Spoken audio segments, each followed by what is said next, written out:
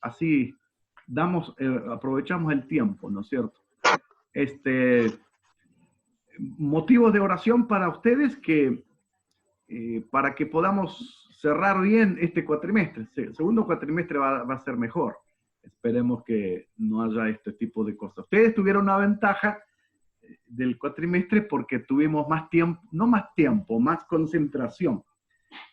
Con las otras materias que vamos a hacer semipresenciales, voy a ver si los doy desde la oficina o algún lado corriendo, más que nada. Pero es muy bueno este contacto y es la primer camada de distancia que tiene ese acercamiento a menos personal.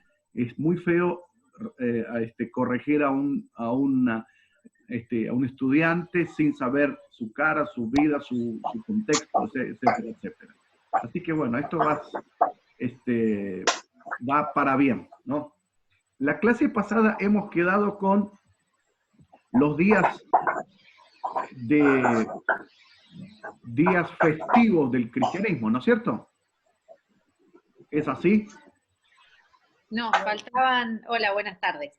Ahora sí. Faltaba lo romano, lo negativo del Imperio Romano. Ah, allí quedamos. No entramos en las fiestas, ¿no? No aún. No. Bueno, entonces no hablamos en ningún momento de fiestas cristianas. Porque doy 2 veces curso y acá sí, tengo anotado que eran las persecuciones romanas, pero me quedaba la duda que si era la fiesta o no. Si es del lado romano, directamente entraríamos en el lado romano, es lo más fuerte que hay, porque serán las persecuciones. Las persecuciones directamente. Entonces, y también no solamente persecuciones, porque las persecuciones se dividen en 3 modalidades, que son una persecución popular, que tanto lo van a hacer los romanos, lo van a hacer los griegos, y desde el momento primero los judíos también. Después hay una persecución intelectual que va a ser más bien griega, que hablábamos la clase pasada, y directamente lo más complejo de Roma van a ser las persecuciones. Hacemos un paréntesis, y acá, porque yo tengo más adelante un poquito las persecuciones para no terminar con la temática, ¿no es cierto? Lo que sí teníamos más que nada ahora, tenemos que entrar, es qué hacían y qué no en la iglesia primitiva. Veíamos un poco lo más importante, y no quiero equivocarme porque al dar 2 veces el mismo tema, hay 3 prácticas cristianas, más sumadas después unas 2 o 3, que son vitales, entre ellas el bautismo, la predicación y la cena del Señor. El bautismo, si los que me siguen después, creo que por ahí, por la plaquita 100 en adelante, el bautismo ha sido muy práctico y en el primer siglo en la mera expresión de fe. En el caso de Felipe, que va a hablar con el eunuco, a nosotros nos enseñaron que el eunuco en la escuela dominical, que viene con un carrito y lee un texto, él estaba leyendo nada más y nada menos que Isaías, no era cualquier persona. Tenía el manuscrito de Isaías. Así que era un millonario. Segundo, cuando venía una expedición, venía con muchas personas, no era el eunuco que venía con un carrito, venía con 200 personas juntos en este caso. Entonces, Felipe era un evangelista muy práctico y encuentra que él tiene esa duda y en el momento lo bautiza. No sé dónde encuentra ese charco de agua en Jerusalén porque no se ve tan seguido y cómo lo hace. Y las próximas prácticas cristianas van a ir desprendiéndose de las prácticas primarias judías del lavamiento o de los baños por la remisión de pecados. Estaban los famosos piletones que se lavaban 3 o 4 veces por día. Las comunidades de Qumran lo hacían. Juan el Bautista rompe ese esquema y aparentemente sigue en ese esquema el cristianismo. En la mera profesión de fe. Ahora, lentamente va a ir cambiando. ¿En qué orden? Va a cambiar en que a medida que pasen los años van a empezar a preparar el candidato va a tener una preparación más compleja en el segundo siglo. Y en el tercer siglo se cuenta de un individuo, de un cristiano, que se bautizó después de 4 años de estudio. Así que es como pasar el seminario y un poco más para poder ser bautizado. En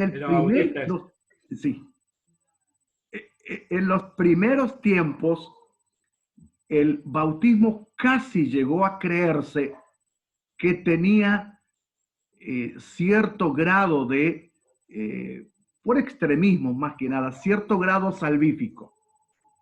Por eso Tertuliano dice, nada extraordinario, nada importante, entramos al agua y salimos mojados, un poco más limpios. Estaba ese extremo de bautismo. En aguas corrientes, en ríos, en bañeras de las casas. Y también cuando no se podía, se utilizaba muchísimo tirarle un sistema de afusión, que es tirar un balde de agua arriba. Es una segunda característica de bautismo que había en la iglesia primitiva. El bautismo por aspersión nace con Constantino. Con Constantino, que vamos a verlo la semana que viene, quien bautiza en muchas ocasiones, el ejército va a bautizar. Entonces pasa con un carruaje y tiene un tanque con agua y llenan una rama y tiran la gota que alcanzó al personaje, se hizo ciudadano romano y es cristiano. Bueno, este es el bautismo por aspersión. También el bautismo por aspersión va a tomar forma cuando hay una intensa conversión de paganos y el clima es más riguroso y comienza a aparecer el bautismo por aspersión. Pero en principio se utiliza o el bautismo por inmersión en aguas vivas, porque se creía mucho que limpiaba, purificaba. Y aún más, cuando se preparaba el candidato, le daban una ropa, no tenían ropas. Imagínense en el siglo I, la ropa era la única que tenía. Cuando se sacaba, quedaba parada.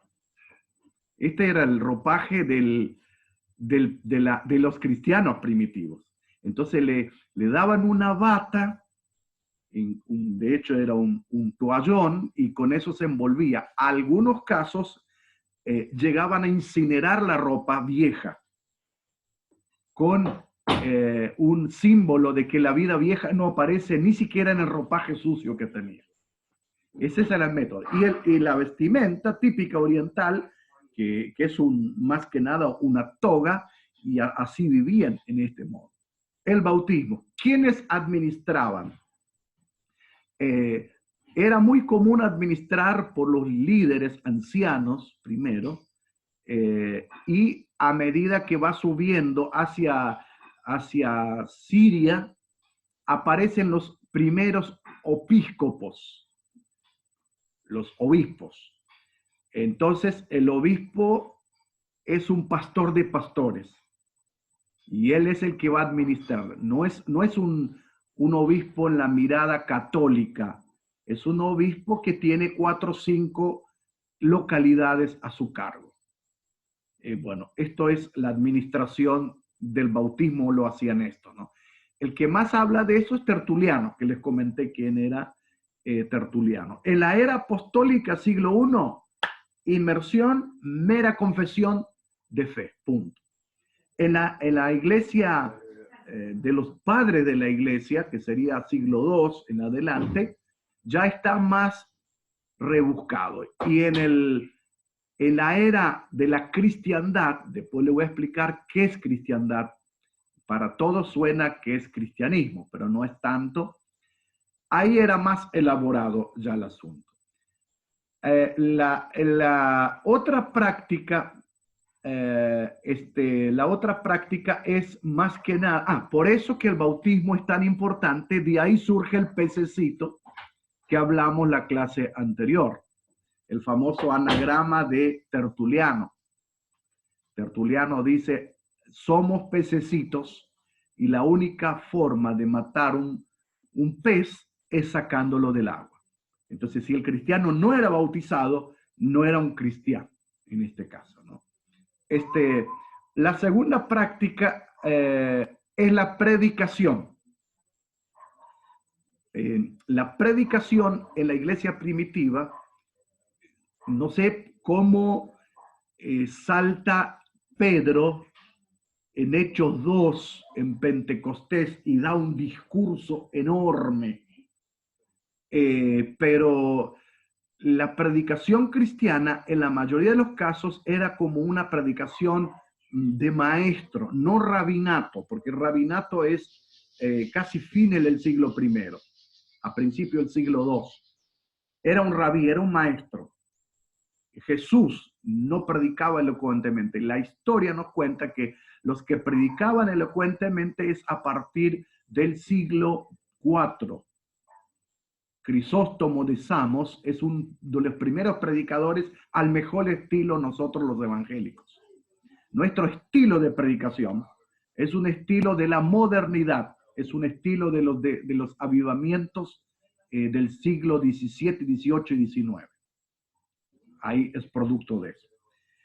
La predicación se daba en forma más de enseñanza. Recuerden ustedes el caso de Eutico, que Pablo predicaba en un lugar que se cayó, estaba aburrido, estaba dormido, que resucita, etcétera, etcétera.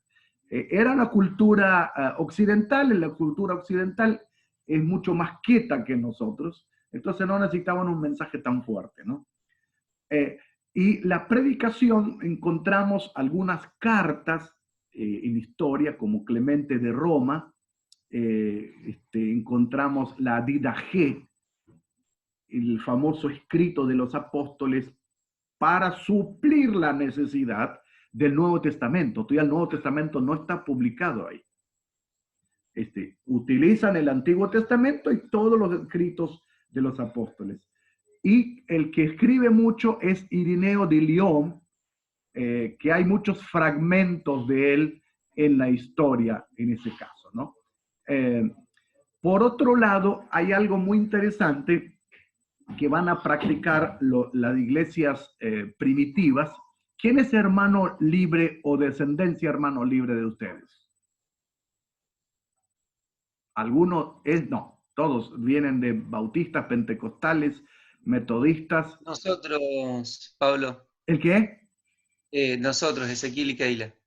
Bien. Bueno, ahí nadie puede pelear con ustedes, porque la cena del Señor viene de la palabra eucharistos, eucaristía, que significa acción de gracias. Y en cada reunión que se hacía, en la catacumba o en cualquier lugar, si se podía, estaba la cena del Señor ahí. Así que yo sé que hay tradiciones que hacen cada mes, algunos hacen más, pero bueno, en este caso es cada... Y también se practicaba mucho la cena del Señor, especialmente en las catacumbas, que entraban y bueno, lo primero que encontraban era eso. No tenían la palabra escrita. Si alguno tenía un pedazo de papel de algo escrito, era un Gardel. La mayoría no tenía nada. Especialmente todo estaba en la cabeza del anciano, del pastor o del líder, más que nada. Es imposible que llevaran un manuscrito porque era mucho dineral, según lo que es un rollo bastante grande, así de 1,10 metros. Imagínense cómo bajar esto a tercer piso bajo del suelo o en una casa escondida, imposible en este caso. Quienes tenían los manuscritos eran muy importantes. Y especialmente los emperadores, cuando empezaron a perseguían a la gente inteligente, porque sabían que si lo sacaban esto, con lo poco que tenían se terminaba. Bueno, entonces también se hacía con pan, el famoso pan de la zona, un pan sin levadura. Lo que encontraban vino era una práctica parecida a la que les conté no sé si a ustedes les conté o no, la cena del Señor en la casa de Juan Marcos, que le instala un sistema post comida de una casa. Una casa grande, no está en el medio, el maestro estaba al lado del dueño, entrada a la casa, y ahí cuando terminaba esa cena de amistad, siempre alguien agasajaba y decía, bueno, él como el cafecito nuestro, tenían el vino y generalmente se mojaba el pan dentro del vino y se daba como para un cierre de amistad o de pacto, una cosa así. Entonces Jesús utiliza esa práctica para instalar una especie de conmemoración, de hecho, más que nada de la muerte de él. Otras prácticas que se hacían, y otra cosa, la comunión de la práctica de la cena del Señor era cerrada. ¿Qué significaba? Que solamente practicaban los bautizados. No hay mucha evidencia de bautismo de niños. Algunas cartas muy tempranas de Clemente de Roma muestran que bautizaban familias completas. Las mujeres eran preparadas por mujeres, los hombres con los hombres, y era muy importante bautizar la familia completa. Entonces podía entrar, está muy discutido eso, pero hay mucho material sobre esto.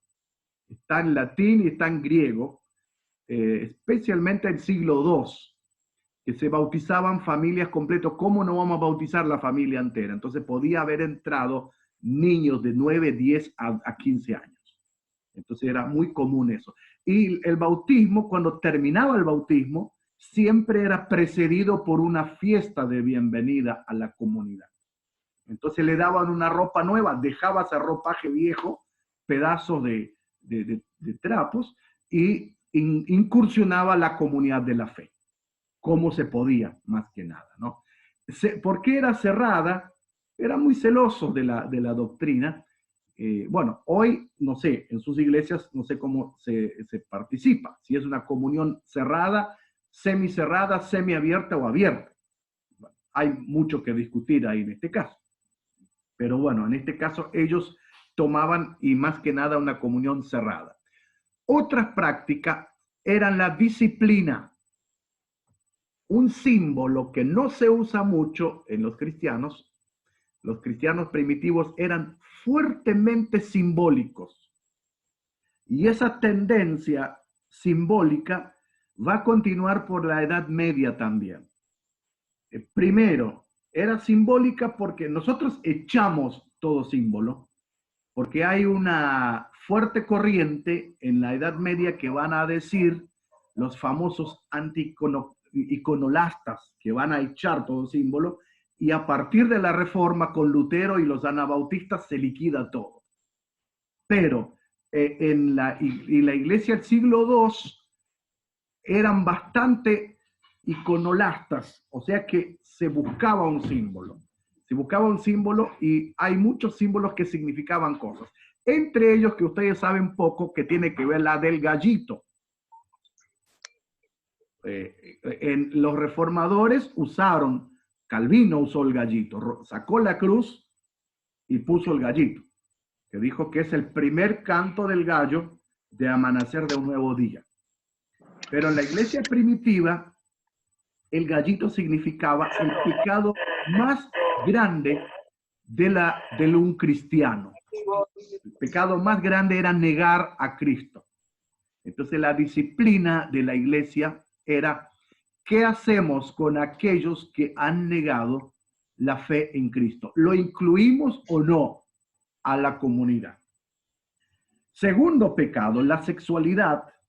Y tercer pecado, el asesinato. Eran moralmente muy fuertemente planteados. El gallito ese se fue acabando en la Edad Media, y en la Edad Media utilizaban mucho los símbolos para poder enseñar a la gente, porque muchos eran analfabetos. Entonces mostraban una estatua, ahí está Pedro, ahí está Juan, y a partir de eso empezaron a tener símbolos en la iglesia. Nosotros le dimos con un todo para que desaparezcan, por cierto. De eso fue mezclándose con el fetichismo y otras cosas más cristianas, ¿no? La disciplina. Los necesitados en la iglesia primitiva. En la iglesia primitiva casi no había necesitados en el siglo I. Muchos de ellos provenían no tanto de los judíos, si bien los judíos son cuidadosos entre sí, casi no hay judíos pobres, aunque ahora hay, pero los cristianos tenían mucha práctica de la comunidad, de la comunidad de Qumran. Si bien ellos no eran nada que ver con la comunidad de Qumran, practicaban cosas de ellos. Por eso que ustedes van a encontrar que muchos vendían sus casas y ponían a los pies de los apóstoles. ¿Por qué ocurría esas cosas? Por dos cosas. Primero, que eran de comunidades judías extremas. Nosotros no podíamos aplicar nunca ese concepto. Imposible en el individualismo, capitalismo, socialismo que tenemos.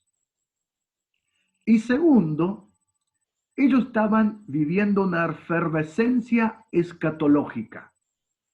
¿Qué significaba? Que Jesús vino, murió, resucitó, ascendió. ¿Qué más necesitamos? Que vuelva otra vez. Entonces, este tipo de perspectiva hacía que ellos no tuvieran que preocuparse por quién quisiera acumular riquezas. No le interesaba. Ahora, sí tenían ayudas, caso de Justino Mártir, dice después del servicio, después del bautismo, después de la cena, tenemos nuestra casa, tenemos nuestra caja y tenemos el presidente, y nosotros utilizamos nuestra comida para depositarlo para los huérfanos, a las viudas, a los inmigrantes. Nadie tiene necesidad en nuestra comunidad. Así que la iglesia estaba completa en este caso.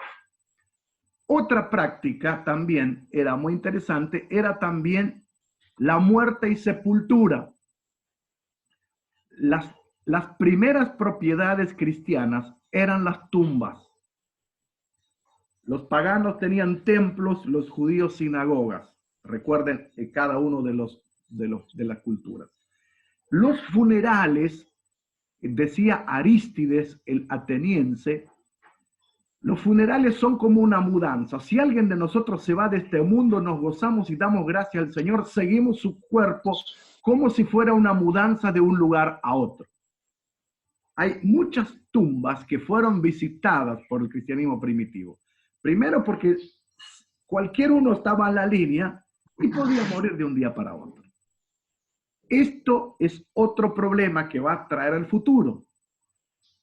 Pronto, después de Constantino, después de los concilios, va a aparecer el concepto de alta valorización del martirio y del concepto muerto. Entonces, hay muchas raíces, tanto del bautismo de infantes, tanto de la práctica de los símbolos, tanto en la parte del culto, no la veneración a los muertos, sino que el purgatorio, ahí va tiene como pequeñas raíces ahí. No es que empieza ahí. Todo empieza a partir del siglo V o VI. Profesor, sí. Disculpe que lo interrumpa. Sí. Puede ser también que ¿Hay una práctica de que se bautizaban por los muertos también en la iglesia primitiva? No hay, ¿Tiene algo que ver con esto? no, no hay mucho, no ese texto de Pablo, por ahí alguna comunidad lo ha tomado literalmente, pero no hay nada de eso escrito. Esta práctica nace con el mormonismo a partir del siglo XIX, la mitad del siglo XIX.